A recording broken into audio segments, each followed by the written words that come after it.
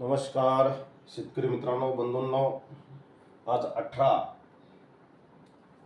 मे 2026. मित्रांनो, south west मान्सूनने आपली प्रगती चालू ठेवलेली आहे. जवळपास आज दक्षिणेकडे श्रीलंकेच्या मध्यापर्यंत त्यांनी आपली मजल मारलेली आहे.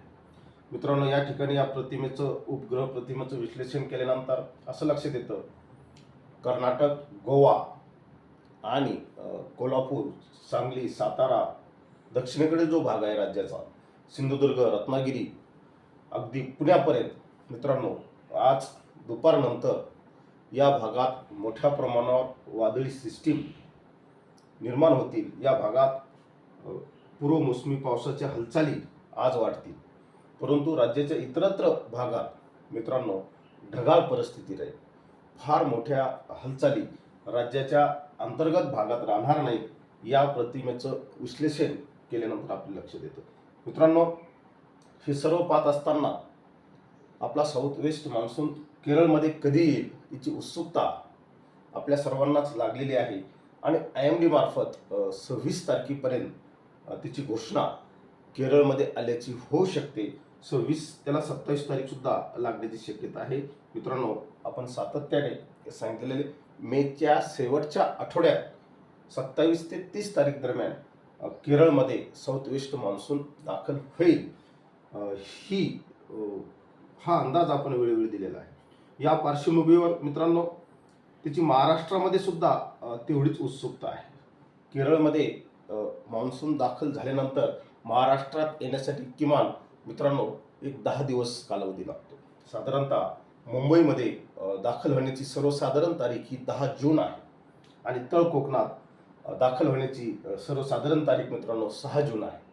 तर या सर्व पार्श्वभूमीवर साऊथ वेस्ट मान्सून या मॉडेलने आपल्याला असं सांगितलेलं आहे की साऊथ वेस्ट मान्सून केरळमध्ये आल्यानंतर एक महाराष्ट्रात कमजोर क्षीण मान्सून दाखल होण्याची शक्यता तयार झालेली आहे. खरं तर मित्रांनो, त्यांनी जबरदस्त यावं. जसं तो वेळेत आलेला आहे तसं वेळेत येऊन जबरदस्त महाराष्ट्रामध्ये बरसावं, पडावं, हीच अपेक्षा तुमच्यासह माझी सारखीची असते. परंतु नुसती अपेक्षा ठेवून चालणार नाही. प्रत्यक्ष मॉडेल काय दर्शवतात याकडे सुद्धा आपल्याला पाहावे लागेल. मॉडेलच्या अंदाजाकडे आपल्याला दुर्लक्ष करता येणार नाही.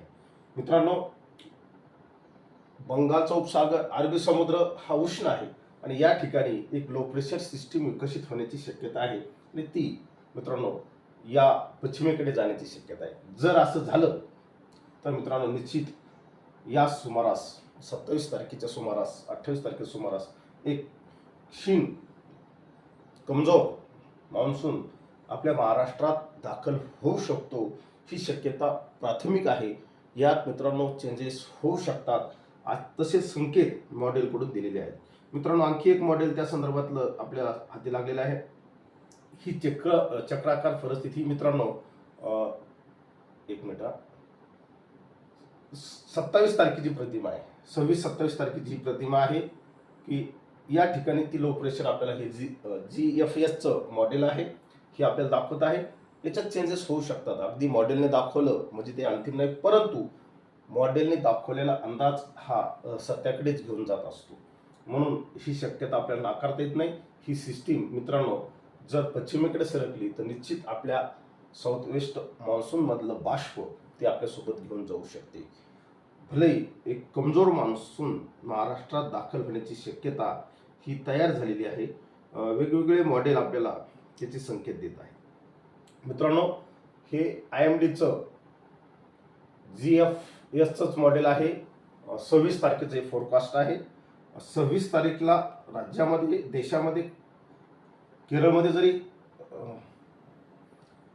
मान्सूनचं आगमन झालेलं असेल तरी सुद्धा या ठिकाणी आपल्याला एक उबदार पाण्याचा प्रवाह याने दाखवलेला आहे. आणि हे जर महाराष्ट्राकडे आलं तर निश्चित महाराष्ट्रात चांगला पाऊस पडेल अशी एक शक्यता. परंतु या मॉडेलने एक कमजोर साऊथ वेस्ट मान्सून महाराष्ट्रात दाखल होईल अशी प्राथमिक शक्यता वर्तवलेली आहे.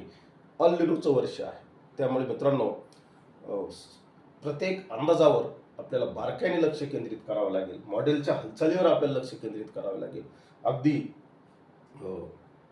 तसंच व्हावं आणि कमजोर माणूस महाराष्ट्रात दाखल व्हावा अशी माझी यासारख्याची मुळीच इच्छा नाही, कोणाची इच्छा नाही. परंतु मॉडेलच्या अंदाजाकडे आपल्याला डोळेझाक करता येणार नाही.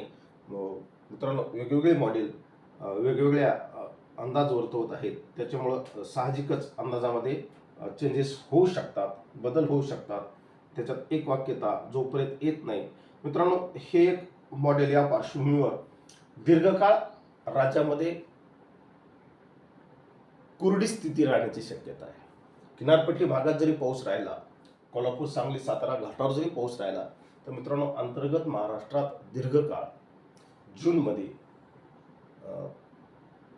कोरडी स्थिती राहण्याची शक्यता तयार झालेली आहे. अवकाळी पावसाच्या काही हालचाली होतील या पार्श्वभूमीवर.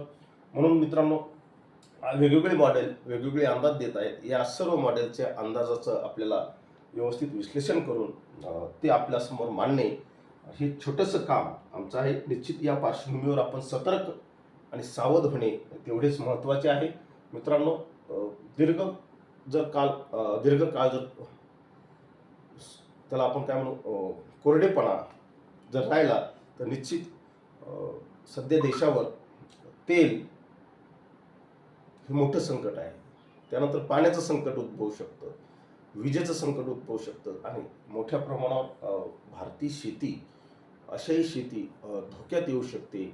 हा एक प्राथमिक अंदाज आहे. एवढंच या निमित्ताने सांगतो. हे माझं वैयक्तिक विश्लेषण आहे. अधिक माहितीसाठी IMD सारख्या विश्वसनीय संस्थेला फॉलो करा. एवढंच सांगतो आणि थांबतो. जय हिंद, जय महाराष्ट्र.